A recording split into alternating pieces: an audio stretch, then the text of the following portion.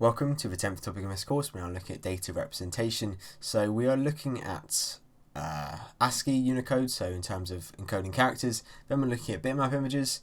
Then we're looking at other types of analog data, so sound and how this is dealt with in binary. But firstly, we need to cover something else, something I missed off the last topic. We need to cover the concept of real numbers and representing them in binary. To be honest, I just completely didn't realise the way it's formatted confused me a little bit because there's some brackets missing, I think, but really I wasn't really looking for it because it's actually introduced in most other courses at A level, so in year 13, meaning that it seems a bit out of place in a GCSE course. But I looked at a question in one of the sample papers on Edexcel's website, and there's a question about floating point binary, so we've got to cover it. And to be honest, it is quite tricky, especially floating point. So we're not going to cover it to the detail that you would at A level, but we're going to cover it hopefully enough for you to feel confident enough to talk about it in the exam. So real numbers, firstly, just a recap of the data type video, are those with an integer part and a fractional part. So really we're talking about representing fractions here. And so in the previous video we were just talking about integers, but we need to represent fractions too. So the way we can do this is simply by extending the table system. So this is what, for this example, 136.75 looks like in denary. This is sort of how the table is broken down. We talked about this a lot in the previous video. So it does actually follow the trend after the decimal point. So we weren't really talking about the decimal point because this was 0 effectively. We weren't talking about integers. But after the decimal point, the column headings become fractions, because what we're doing here, we are following the trend by going, this is 10 to the power minus 2, and so this is 1 over 10 squared, which is 100th. So that's our column here, and you should hopefully know this. But what we can do, we can replicate this with binary too. So this is our binary table for representing this number now. So if we represent first the integer part, just like we did in the previous video. In fact, let's quickly, this was called the decimal point, so we call this a decimal point, but because we're now looking at binary, this is now called a binary point. Also it's called, so it might be called a radix point, and radix is just another word for base, and so this is also a radix point. It's kind of a general term, but we're now looking at base 2, so we're talking about binary points. This will be talked about as we continue this bit. So representing 136 first in our normal bit of the table. So 128 does go in once, remainder 8. So we'll just write remainder 8, and so all of these aren't going to go into 8, but 8 is, and we've got no remainder, so we just write zeros here. So this is our integer part now complete. But after the binary point, 0.75 is equal to 0.5 plus 0.25. That's come out not very well. That's a plus, not a times. So it'll be quite, if you do get asked to do this, which I imagine you probably won't in the exam, it'll be quite nice numbers. But you can see here we've got a half, because this is going 2 to the power minus 1, which is a half, and so on, like this example. So the exponent's getting smaller and smaller. So we've got 1/2 in this 0.75, as you can see we've decomposed it, and we've also got a quarter, and we've got no 1/8, we've got no 16ths. So this is our binary representation of 136.75, and this is actually called fixed point notation, and this binary point is fixed by the programmer. So this binary point doesn't actually move, and that might sound kind of obvious, but actually we'll look at a representation in a second called floating point where it does definitely move. So because there are an infinite number of real numbers, you can keep dividing a number, so it's infinite. You've only got a set amount of space in a computer, so you are inevitably going to lose precision. The numbers in binary compared to denary are kind of awkward to deal with conversions, so we won't really talk about that, but you are going to lose precision storing real numbers. And as we'll summarise in a couple of minutes, fixed point notation is really good for binary arithmetic, and it's also quite simple. This is quite an easy logical process, but they're not flexible because of this binary point being fixed, and so you can sort of do a trade-off. You can increase precision, but you have to decrease the range of the available representations. But this can be kind of countered by looking at another representation which is mainly used in computers, and that's floating point binary. And this is based on a concept we use in Binary called scientific notation. You probably know it as standard form, that's what it's called in GCSE maths, I think. That's what I learnt it as. And so really it's about collapsing large numbers into this smaller form. So 32 million, it can be written as 3.2 times 10 to the 7, and this smaller number can be written as 6.71 times 10 to the minus 6. So it's writing it in a slightly easier form, and it does help with calculations writing it in this way. And so the way this scientific notation is broken down into is the mantissa, which is 3.2 and 6.71 in this example, multiplying the base raised to the exponent, and the base is in binary base 10, and in binary it's going to be base 2. So it's also called the significand and sometimes the coefficient of mantissa, and that's what holds the digits, and it has this decimal point embedded within it. And the exponent is what defines where the radix point goes. So as the name quite clearly implies, and as we've just said in the previous slide, the radix point here can move around, it can float. And so depending on what number you're representing, you might be representing a large number, well then your radix point can float to a position that can accommodate that, which is really adds more flexibility to it compared to fixed point. And so to replicate this in binary, if we have this example, so we've got a mantissa of this binary number and the exponent is this binary number, they'll be written, and obviously in a computer they're all going to be conjoined together. And you might write it like this, but often they're written separately like this in little boxes. And so for the first thing you do, if you want to convert from this to back to the binary value, and by the way, I don't think you'll be asked to do this in the exam because it is quite difficult, especially when you deal with the fact that actually we're dealing with it in 2's complement. You can see we've got a +3 here. So I don't think you'll be asked to do this, but I think you need to watch me do it to understand it. So the first thing we do is we find the value of the exponent. So this is in binary, just 1 is 3. But because we're dealing with 2's complement, this is our most significant bit, and this is a 0, so it's positive, so we get +3. You can have negative exponents, as we can see up here. And so the next step is to convert the mantissa to a binary number, and while we don't write it, the binary point is placed after the most significant bit, so you can see our binary point appearing here. And you can see that in standard form, or scientific notation, the decimal point appears after our first digit. It could be a 0, but it's after our most significant digit or most significant bit, and we don't write it, but it's assumed to be there. And so from this starting position, the value of the exponent is telling us how far in the binary point needs to float, and because we're getting a +3, it needs to go 3 places to the right. So we need to add our table. This is our mantissa written in, and so we've got our binary point put in here, and so it's gonna float 3 places to the right, so 1, 2, 3 in between this 0 and 1. And so this means the actual column positional quantities changes, because I haven't written it in here, but this would be representing 128, 64, 32 and so on. But because of where the decimal point is, the binary point is, our column headings are changed based on this. So anything to the right of the binary point is going to be fractions, and anything to left is our normal sort of column headings for increasing times 2 each time. And so we now just convert it pretty much normally. So this is going to be, we've just got 2 1s in this representation, so it's just going to be 1 times a half plus 1 times a quarter, which is going to be 0.75. And so this is us conjoining it to one binary number.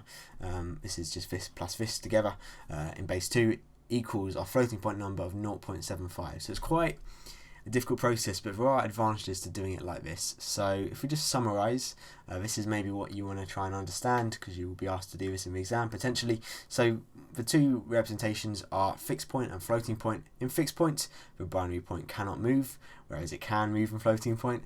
And in binary, when we're talking about representing real numbers, the positional quantities to the right of the binary point go from a half, a quarter, an eighth, a 16th, and so on. And to the left there are normal 1, 2, 4, 8, 16, and so on. So the main bit to take away from a floating point is that they're broken down into the mantissa part and the exponent part. And The advantage of floating point over fixed point is it allows a much larger range of values to be represented, even though you're using the same number of bits as fixed point would. So it's better for purposes which require a wider range. So you might have a massive number multiplied by a tiny number, and this gives you the flexibility to do that.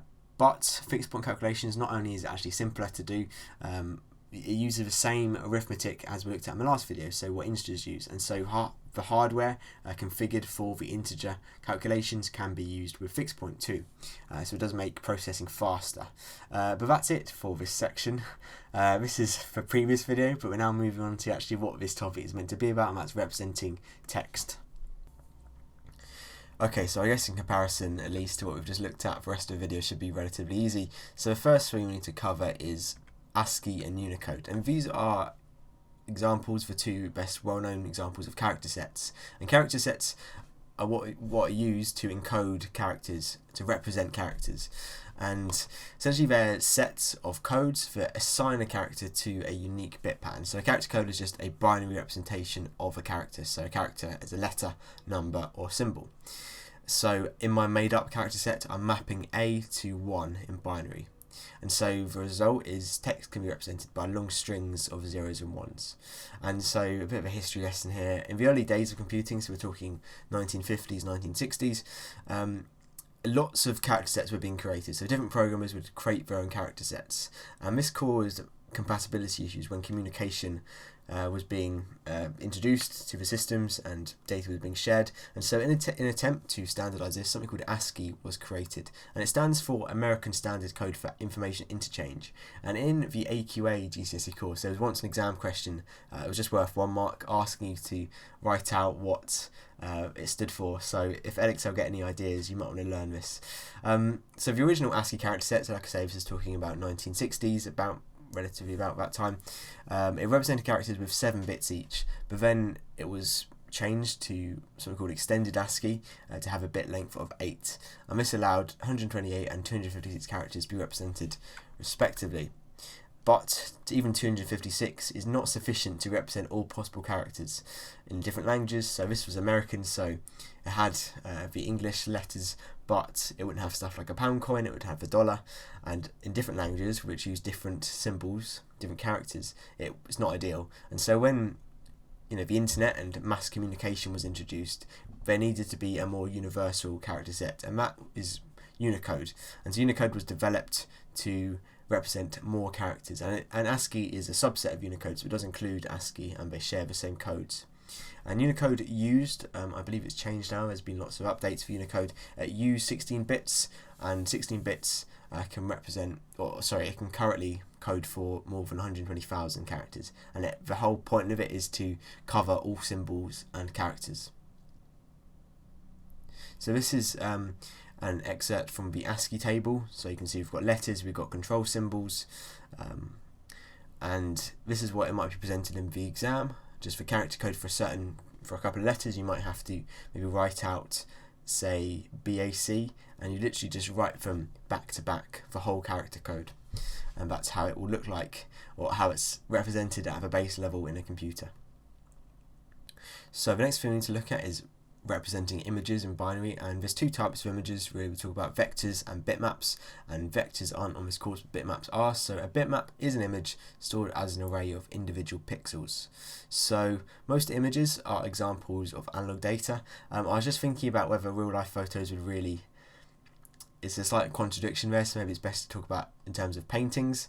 Essentially we have this scale of complex color blends, and we have to convert them to binary, so we have to digitalize the analog data, and we're going to talk about analog and digital a lot more as this video progresses. So a pixel is an individual picture element. It's relatively difficult to define it, but picture element is how pixel is this joined together, and really it's the smallest distinguishable feature, so kind of like a dot. And so effectively the way this is done, converted to bits. Grid is placed over the image, and each square in this case is representing a pixel. Obviously this image would look awful, it would be a much smaller grid, or that's how I like to imagine it. And so the computer finds an average colour for each pixel and assigns it a binary value. So for black and white it's just going to be 0 or 1, very simple. But for colour, each pixel is going to be represented by multiple bits, because you want this colour, you want shades, and so the combinations, will represent the different shades. And the number of bits allocated to represent each pixel's colour is something called the colour depth. So if we look at this in more detail, if we had a colour depth of 4 bits, this would give us 16 different colour combinations, so that's 2 to the power 4. Whereas a colour depth of 24 bits, which might not seem a massive amount more, 6 times, gives us a enormously different, massive number compared to 16 different colour combinations. So over, it's nearly 17 million, that's 2 to the power 24, and it's just the nature of exponential growth. And so really the number of colours we can represent is constrained by the bit length used. If we only have a set amount of space of memory to store the colours, the colour combinations, and so we are limited by the bit length we use. And the bit length is just how many bits are used to represent something. So if we just see this in action of how the colour depth affects the image quality, you can see as we increase the colour depth, it's also called bit depth, so colour depth and bit depth are the same thing. You can see as we're increasing the bit depth, or the colour depth, the actual quality of the image gets better. Hopefully you can see this. This is much more vivid, the colours are more natural, so as you increase the colour depth it becomes more and more like the original analogue representation. And I guess by nature, as you increase these number of combinations, the file size is going to increase too. So the last thing in terms of images we need to look at is its resolution. So the resolution of an image is the detail it holds. So a higher resolution leads to a greater quality image. So we can define resolution in terms of the width multiplied by the height of an image. So like the resolution of a screen is defined like this, whereas you can also define it in terms of the number of pixels per inch, or dots per inch sometimes. So when the resolution increases, the grid becomes more detailed, and so you get higher quality, as I mentioned. So you can think of it as the grid getting smaller, but that's quite a basic representation. And again, as you increase the resolution, the file size is going to inevitably go up. Okay, I said we're going to keep looking at it. So analog and digital data. So analog signals are those that are constantly changing and don't have defined ranges, and they're continuous, so there aren't any breaks in between them. And so often we represent them with waves. So this would be an analog signal.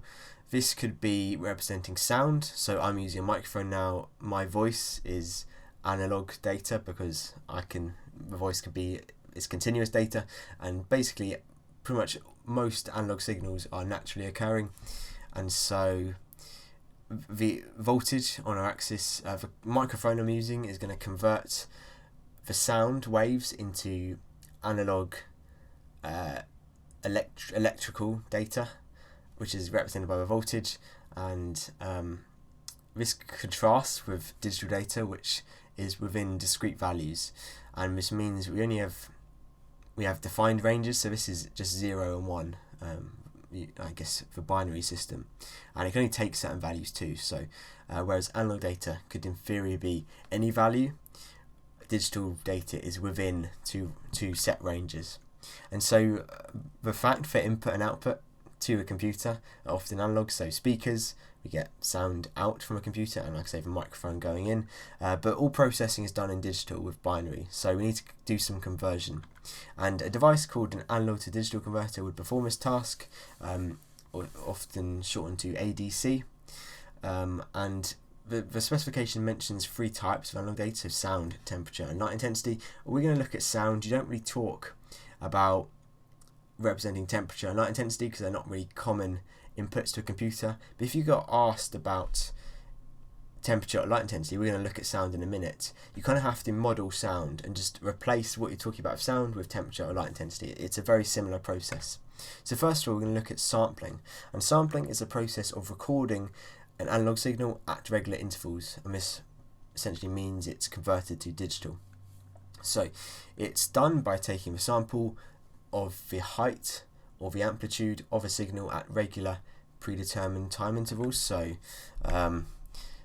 to be honest, I did this over a year ago, this little bit for a previous course I covered. I don't really know what I'm doing here because I'm not convinced by the values. I might have just made it up. If you can see what I'm doing, I'm recording the amplitude value at different time intervals. So the set interval is 0.5 seconds here, and I'm recording the time interval, and then this will be stored as a binary value.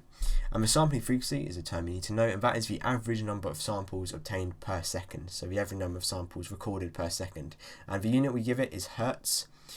Also, it might be written as samples per second because hertz is 1/s. And so the more frequent you sample it, so a higher sampling frequency, the more true the representation is to the original analog signal. So this is a limitation of sampling. Whereas analog, there's a value at every single point. You're only taking a sample at certain points, so you're going to be missing some of the actual original analog signal. But the more you do it, the more true it is to the original signal. And so because you only have a set amount of bits available to store each sample, and this is again for bit length,